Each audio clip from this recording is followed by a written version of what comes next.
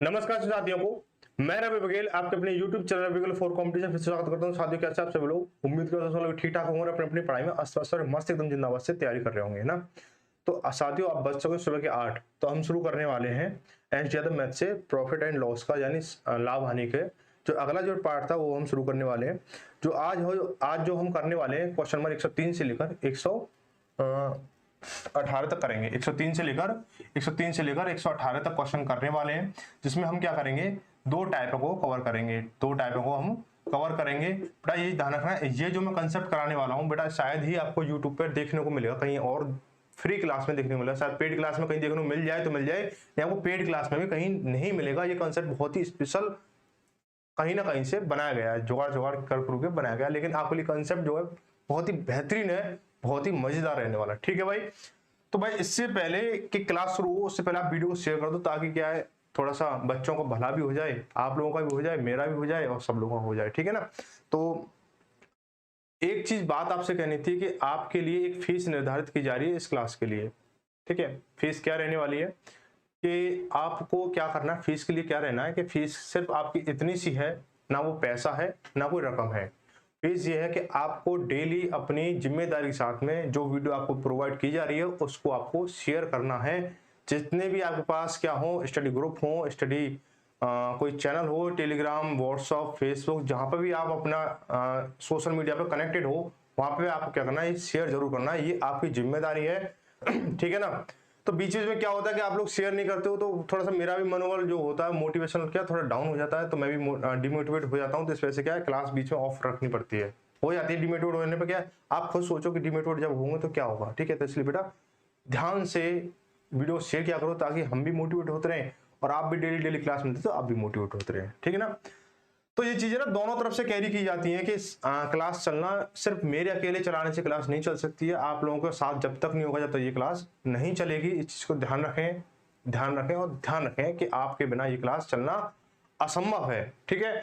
तो बेटा ये जो तरीका है मैं आज जो कराने वाला हूँ इन क्वेश्चनों में, दो टाइपों में बहुत ही बेहतरीन तरीके से कराने वाला हूँ, इसको आपको कहीं मिलेगा नहीं। ये चीज का दावा मेरा है कि आप पूरा यूट्यूब खंगाल लेना, ये जो कंसेप्ट है आपको नहीं मिलेगा। ठीक है भाई, चलो भाई क्वेश्चन शुरू करते हैं। पहले देखो अब तक हमने 102 क्वेश्चन कर लिए थे। टाइप पता नहीं कौन मतलब पार्ट कितने हो चुके हैं इस चैप्टर के, ये भी मुझे ध्यान नहीं है, बस फोकस है आपके पास आपके लिए बहुत ही बेहतरीन कंसेप्ट बनाने का। ठीक है। तो हम क्या बात करने वाले हैं, क्या हम बात कर रहे हैं कि कह रहा है कि यदि एक मेज, मैं आपके लिए जनरल जानकारी के लिए अगर बता दूं कि यदि किसी चीज का मतलब मूल्य बढ़ता है तो हम किसी रुपए के साथ या किसी रकम के साथ में कोई चीज खरीदते हैं तो वो क्या होती है, हमारी कम खरीदी जाएगी। जैसे मैंने बोला कि आप ना ये मार्कर लेकर आओ, इस मार्कर की कॉस्ट क्या है, 25 रुपए है। अगर ये मैं कहूँ आपको 100 रुपए की नोट देकर कहूँ कि बेटा ये मार्कर 100 रुपए के मार्कर ले आओ, तो अगर सेम रेट रहेगा तो आप इसके 4 मार्कर लेके आओगे, है ना। अगर अगले दिन आप क्या करते हो कि मतलब अगले दिन क्या हो, दुकानदार फिर मैं अगले दिन बेचता हूँ आपको, कि अगले दिन दुकानदार क्या कहता है, बेटा इसका ना रेट ना 25 से 30 रुपए हो गया है, बेटा कितने मार्कर दूं, 2 दूं 3 दूं, अब वो 4 की बात नहीं करने वाला है। ठीक है ना। तो वहां पे क्या हो, जब रेट बढ़ेगा तो हमें सामान की संख्या क्या होगी, कम होगी, पहली बात। दूसरी कंडीशन क्या होती है इस सवाल में कि जब वस्तु का मूल्य घटेगा, जैसे मान लो 25 रुपए का मार्कर है, ये आपको अगर 20 रुपए का हो जाता है अगले दिन, तो आप क्या बोले, दुकानदार को क्या बोलेगा, बेटा 4 दूं 5 दूं, है ना, 5 दे दूं, क्योंकि 100 रुपए की तो लेके जाते हो, 5 दे देता हूं मैं। तो आप क्या कहोगे, चलो 5 दे दो। अब एक चीज यहाँ पे हमें समझ में आई, क्या समझ में आई कि जब किसी वस्तु का मूल्य हमारा घटता है तो हमारी जो उसकी जो खरीदने वाली जो संख्या जो होती है वो क्या होती है, अधिक हो जाती है। जब वस्तु मूल्य बढ़ता है तो हमारी क्या हो जाती है, वस्तुओं की संख्या घट जाती हैं। ठीक है, बात आ रही है ना समझ में।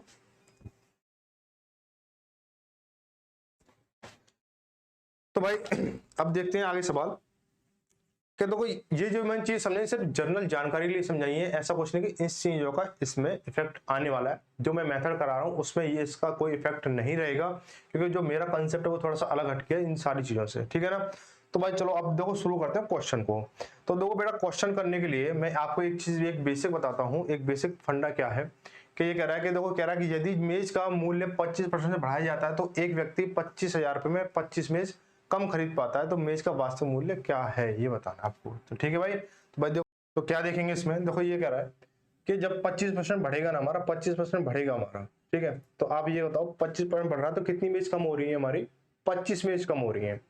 यानी कहने का मतलब ये जो हमारी जो रकम है 25,000 रुपये जो हमारे रुपए हैं, 25,000 का अगर मैं 25% बढ़ा दूं, 25% बढ़ा दूं तो क्या हो जाएगा हमारा 25,000 का 25% अगर मैं कॉस्ट निकालूं तो वो क्या उतने रुपए में क्या होगा 25 में जाएंगी, उतने रुपए में क्या होंगी 25 में जाएंगे। ये अभी मैं कंसेप्ट सिखा रहा हूँ, धीरे धीरे कंसेप्ट सिखा रहा हूँ।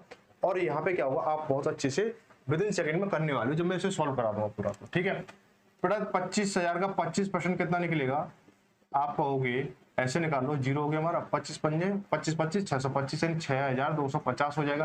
यानी ये क्या है हमारा 25 इतने रुपए हमारे 25 मतलब 25 में आ रही थी, यानी जो अब कम हो जाएंगी।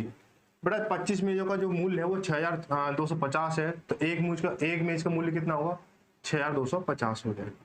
ठीक है तो अब अपॉन में ये 25, तो 25 से काटेंगे इसको 25 बार, फिर जीरो लग गया, यानी एक मेज का मूल्य कितना हो गया 250 हो गया। ठीक है इतना इजी था ये सवाल, कर सकते हो नहीं कर सकते हो।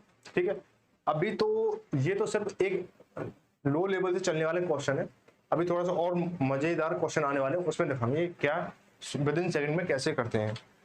ठीक है तो दो क्वेश्चन नंबर 104 में क्या कह रहा है, क्वेश्चन नंबर 104 में बोला गया है कि यदि चीनी का मूल्य 18% से कम किया जाता है तो एक व्यक्ति 45 रुपए 16.2 किलोग्राम चीनी अधिक खरीद पाता है, अधिक यानी कम परसेंट कम हो रहा है तो वो अधिक खरीद पाता है। तो चीनी का नया मूल्य क्या है, यानी 4500 का 18% अगर कम कर दें तो उतने रुपए में क्या है 16.2 किलो चीनी अधिक आ रही है, यानी 16.2 किलो की चीनी का मूल्य कितना हो जाएगा क्या 4500 का 18%। बेटा क्या हो जाएगा तो 4500 का 18% कितना, 4500 का 18% कितना हो जाएगा अपन 100 करेंगे इसको, जीरो जीरो खत्म होगी हमारी, 18 पंजे 90, 8 से लगी 9, 18 चक 72, 72 और 9 81, यानी 810 हो गया।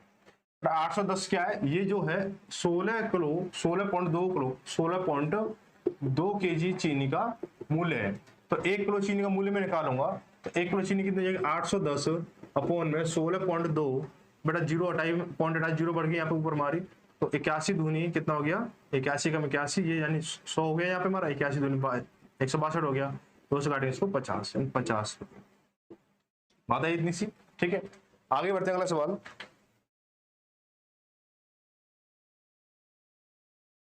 अगला सवाल क्या है कि चीनी कीमत 10% कम हो जाने पर एक उपभोक्ता 270 रुपए में 5 किलो चीनी ज्यादा खरीद सकता है, तदनुसार चीनी की मूल कीमत और कम हुई कीमत का अंतर ज्ञात कीजिए। अब देखो इसमें बताएंगे कि नया तरीका क्या है कि जो आपको कहीं मिलेगा नहीं, कहीं नहीं मिलेगा वो तरीका। देखो जब भी आपको मूल या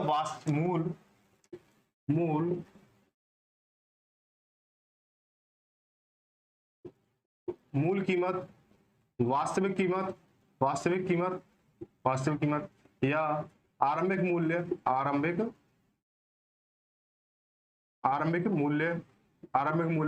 या पुराना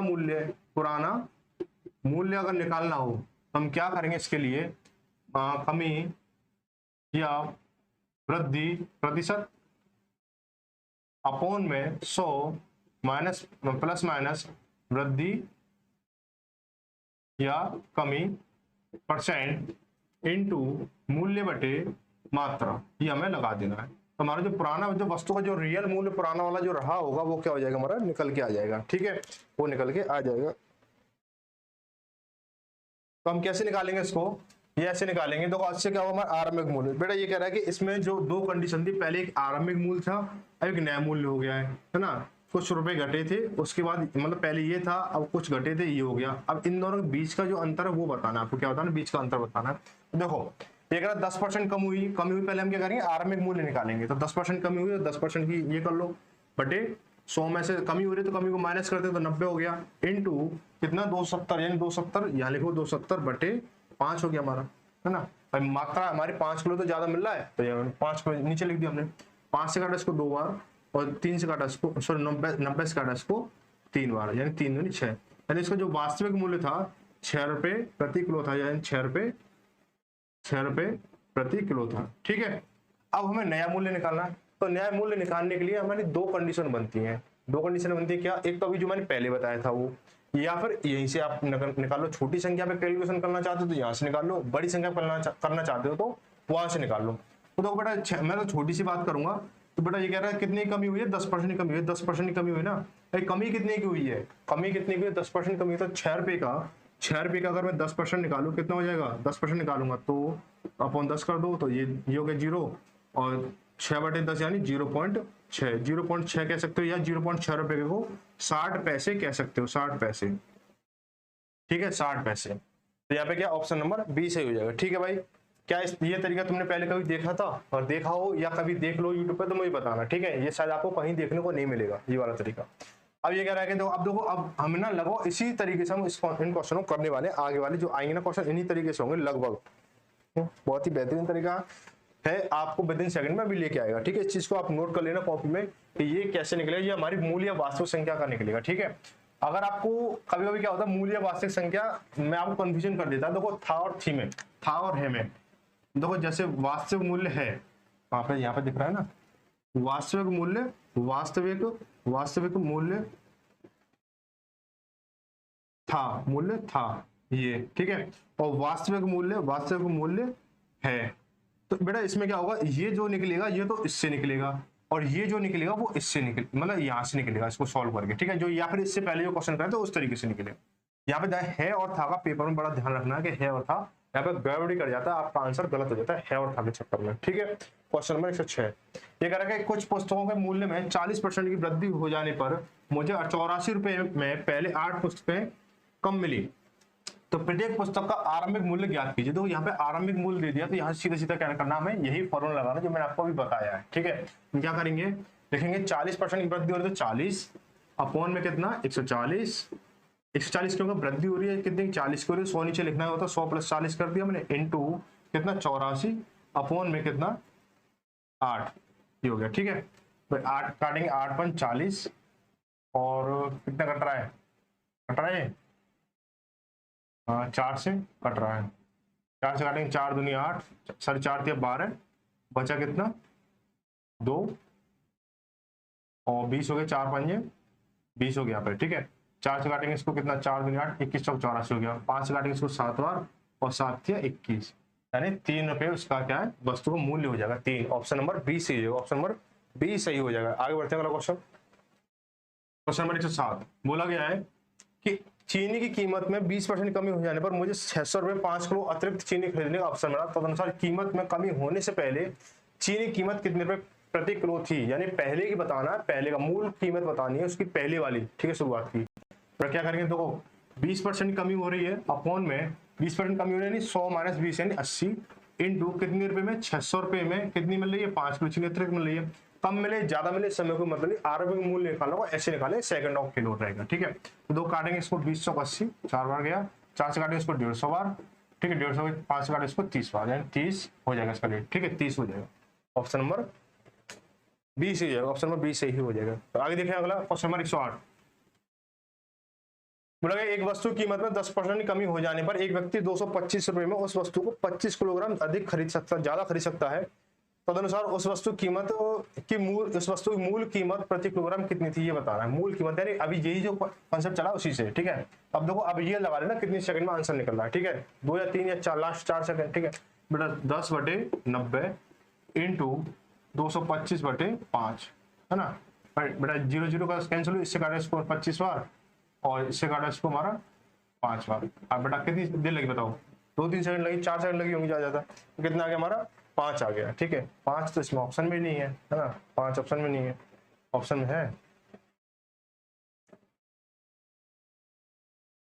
तो जल्दबाजी में गलत हो गया है। तो कह रहा है कि 10% कम होने पर एक व्यक्ति 225 रुपए 25 किलो, अरे यहाँ पे हुआ ना ये 25 लिखने में गलती होगी भाई, 25 से काटेंगे इसको 25 बार, 25 से काटेंगे इसको 9 बार, 25 से काटेंगे इसको 9 बार और 9 से 9 खत्म यानी 1, कितना हो जाएगा हमारा 1 हो जाएगा, ठीक है 1 हो जाएगा, ठीक है। फिर भी देख लो सिर्फ लिखने में गलती हुई थी, वैसे कोई गलती नहीं थी उसमें, ठीक है। क्वेश्चन नंबर 9 इसको थोड़ा ध्यान से समझेंगे, इसको देखो ये कह रहा है कि गेहूं के मूल्य में 10% कमी होने पर एक व्यक्ति 1 रुपए में 50 ग्राम गेहूं अधिक खरीद सकता है, 50 ग्राम।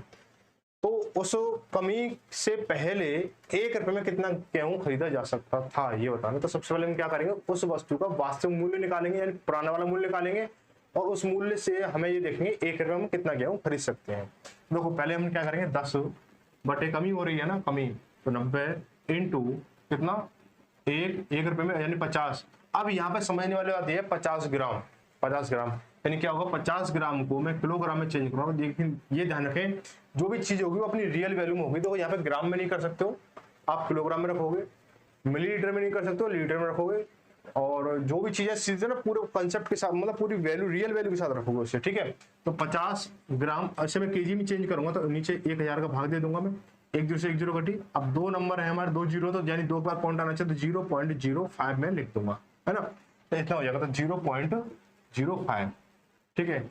इससे ये कटा हमारा पॉइंट हटाया मैंने, 2 जीरो बढ़ जाएंगे और 5 काटेंगे उसको 20 बार, 20/9, 20/9 क्या है हमारा, इसका रियल मूल्य हो जाएगा रुपए केजी, रुपए केजी, ठीक है, रुपए केजी। ये हो गया हमारा भाई 20/9 रुपए किलो क्या है, गेहूं है।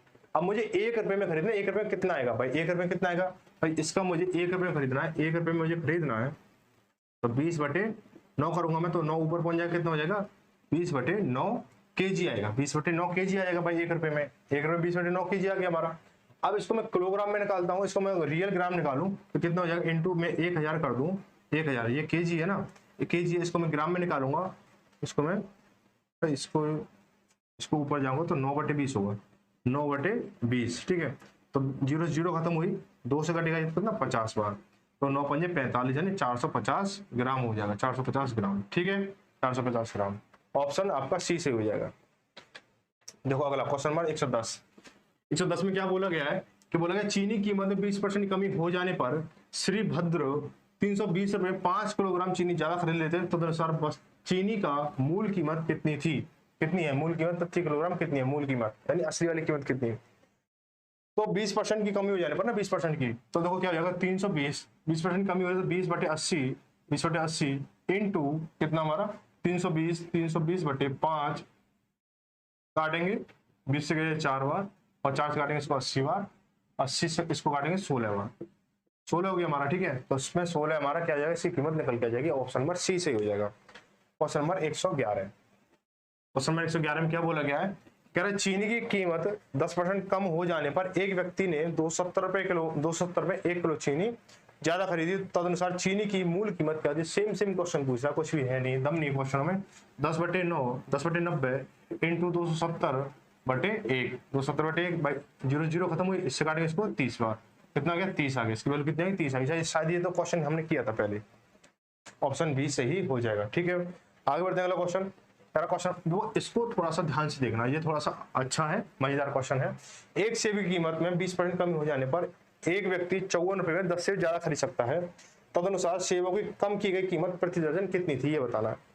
तो देखो बेटा 20% कमी हो रही है ना, कितने में 54 रुपए में। अब देखो यहाँ पे कम की गई कीमत को बताना है प्रति दर्जन के साथ, हमें नया मूल्य बताना है। नया मूल्य के लिए हम क्या करते हैं कि 54 रुपए, कितने रुपए, 54 रुपए है, 54 रुपए है, इंटू इसका जो कितना परसेंट कम हो रहा है 20% कम हो रहा है, तो 20% 20/100 करेंगे इसको, कितना 20 पंजे 100, ये 5 यानी 54/5, 54/5 हो गया। ये क्या है हमारा, ये हमारा 10 सेब, इसमें क्या इतने रुपए 10 सेब ज्यादा आ जाते हैं, इतने रुपए 10 सेब ज्यादा, 10 सेब की कीमत है ये, 10 सेब की कीमत है ये, है ना 10 सेब की। बेटा एक सेब की कीमत कितनी हो जाएगी 54/5 इंटू 10 हो जाएगी भाई, 10 सेब की कीमत ये थी, तो एक सेब की कीमत कितनी हो जाएगी 10 का भाग दे देंगे इसमें, ठीक है। तो कितना हो जाएगा, अब देखो ये हो गया। अब बोला प्रति दर्जन कितना कम हुआ, प्रति दर्जन कितना कम हुआ, तो इंटू 12 कर देंगे, इंटू 12 करेंगे तो क्या हो रहा है देखो 12 चौक 48 है ना, 12 चौक 48, हंस लगी 4, 12×5 60, 60 और 4 64, 64/5 इंटू 10। मैं इससे इसको काटूंगा, कितना हो जाएगा कि 5 एकम 5 हो गया हमारा, और बचा कितना 1, 14 के 5 दूनी 10, बचा 4, 48 5 9 45, बचा कितना 3, और पॉइंट लगा के मैंने क्या लिया 0 ले ली, 30 हो गया, 5 30 हो गया, अपॉन में 10, 10 एक 0 नीचे है तो पॉइंट क्या है बाई तरफ किसकी का, तो 12.96 क्या हो जाएगा, इसका आंसर हो जाएगा, ठीक है ना। तो कोई दिक्कत। क्वेश्चन नंबर 113, क्वेश्चन नंबर 113 में क्या करेंगे,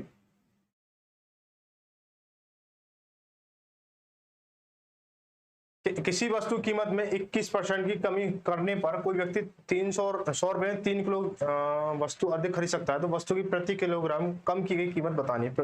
तो तो नया मूल्य बताना, नया मूल्य बताना। नया मूल्य कैसे बताओगे, नया मूल्य कैसे बताओगे?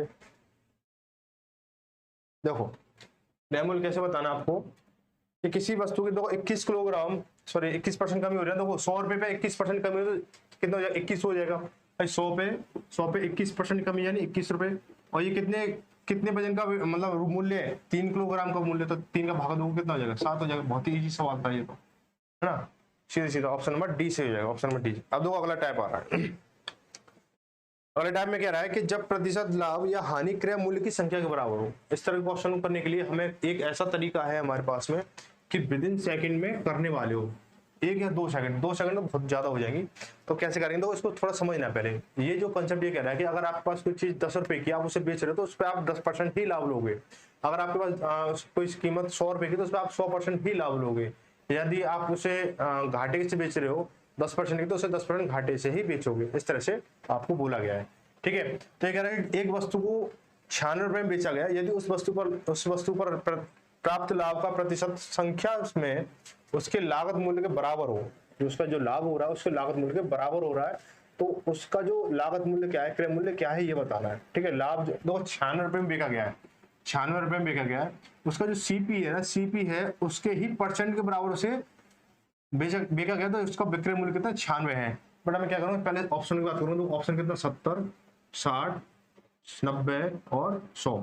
यहाँ ऑप्शन मेथड को हम यूज करेंगे तो 70 का अगर मैं दो 70 रुपए की अगर कोई चीज है तो मैं उसको 70% लाभ के साथ ही बेचूंगा। तो 70 की तो कोई चीज है तो 70% यानी 70 का 70% साथ सकते हो 49 हो गया। तो 49 को साथ जोड़ूंगा, क्या 96 बैठेगा, नहीं बैठेगा, ये 119 बैठेगा।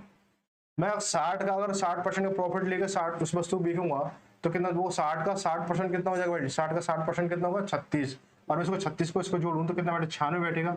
तो यही इसका आंसर बन रहा है। और आगे चेक कर लेते हैं, 90 को अगर 90% के हिसाब से 90% के हिसाब से देखता हूँ तो कितना हो जाएगा, 90 का 90% कितना 81, इसको देखें तो कितना 171 हो रहा है ये हमारा। तो ये नहीं हो रहा है, ये भी नहीं हो रहा ना, तो ये हो रहा था अभी तक। इसको देखते हैं 100 का 100% कितना 100 हो जाएगा, तो 100 200, तो ये हो रहा है, नहीं हो रहा है, तो ये ऐसे, ठीक है। तो ऑप्शन हमारा सी ये हो जाएगा।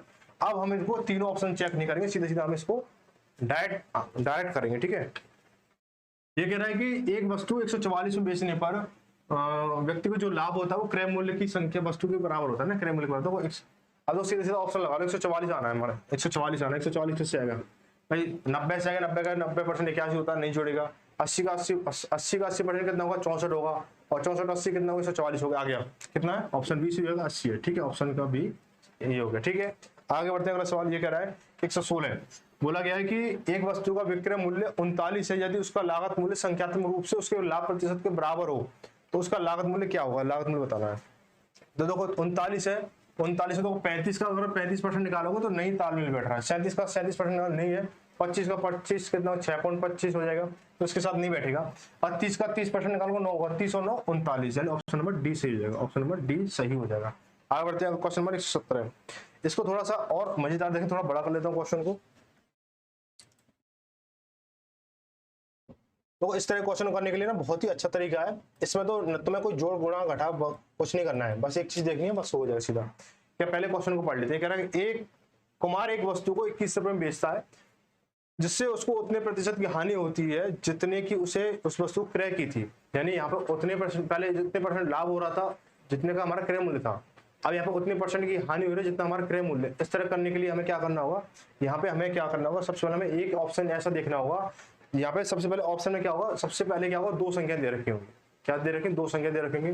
दूसरी बात, ये तो कॉमन चीज है, 2 संख्याएं मिलेंगी, लेकिन छाटोगे कैसे कि जिन दो संख्याओं को जोड़कर क्या बन जाए 100 बन जाए, जिन 2 संख्याओं को जोड़कर 100 बन जाए, वही इसका क्या रियल आंसर है। तो बेटा 21 और 100 121 होता नहीं है, ऑप्शन ये गलत है।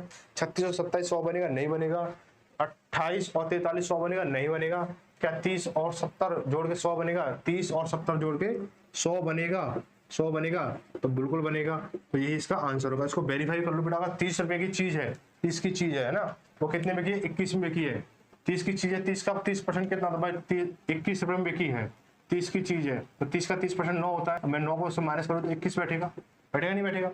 बट 70 रुपए की चीज है, 70 का 70% कितना 49 होगा, 49। मैं इसको इसमें से माइनस करूंगा तो कितना हो जाएगा, ये भी 21 बैठेगा, ठीक है। इस तरह से आप इसको ज्यादा कंफ्यूजन ना करें, यहाँ पे मत जाएं, सीधा सीधा यहाँ देखें जिनका योग 100 बनना है वही इसका आंसर है। ठीक है, अगला क्वेश्चन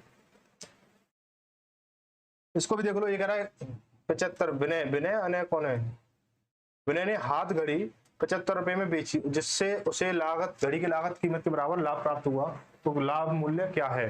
तो 75 रुपए है ना, तो 75 रुपए किसे बैठेंगे? 150 से नहीं बैठेंगे, 175 से नहीं बैठेंगे, 60 से कितना बैठता है? 96 बैठता है। और 50 से कितना बैठेगा? 50 का 50% कितना होगा? 25 होगा। तो 50 और 25 कितना? 75 हो गया। तो यही हमारा क्या है? डी आंसर हो जाएगा। इसका क्या हो जाएगा? डी आंसर हो जाएगा। ठीक है, बहुत ही शानदार तरीके से। ठीक है, तो मिलते हैं अगली क्लास में। क्लास कैसी लगी इसे कमेंट करके जरूर बताएं, और जो भी हो अपने नए नए साथियों के साथ क्या करें, शेयर जरूर करें। ठीक है, इस चीज का ध्यान रखें, और जिम्मेदारी समझ लो, फीस समझ लो, जो भी है इसे सब आपके लिए रहेगा, और ज्यादा से शेयर जरूर होनी चाहिए। और अगली क्लास फिर मिलते हैं सुबह 8 बजे, है ना। तो तभी सभी को धन्यवाद। जय भारत जय हिंद।